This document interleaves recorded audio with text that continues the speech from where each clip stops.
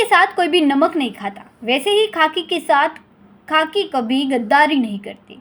આ તો થઈ જૂની કહેવતો। આજે તો દરેક ડિવિઝનમાં ખાકી સાથે ફક્ત ખાકી જ ગદ્દારી કરી રહ્યું છે। આંતરિક વિવાદ એટલી બધી હદે વધી ગયો છે કે પહેલાં તો ટ્રાફિકમાં કે હેડક્વાર્ટરમાં બદલી કરાવાતી હતી, હવે તો સીધી એસીબી કાં તો હુમલાઓ જ કરાવાય છે એવું લાગે છે।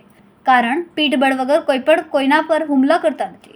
ચોર, ઉચકાઓ અને લુખ્ખા ટપોરીઓ કાયમ ઘાતક હથિયારો લઈ ફરતા હોય છે અને નશામાં હોય છે, તો પણ કોઈ દિવસ અંધારામાં પણ પોલીસ પર હુમલો કરતા નથી।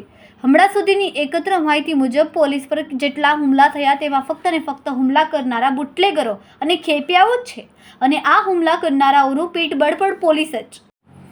ચોરી લૂંટમાં કલાકો નહીં પણ દિવસો સુધી સીસીટીવી ચેક કરીને ગુનેગારો સુધી પહોંચ્યા હોવાનો દાવો કરતી શહેર પોલીસ ઊંઘતી રહી અને જિલ્લા એલસીબીએ ફરજ પૂરી કરી।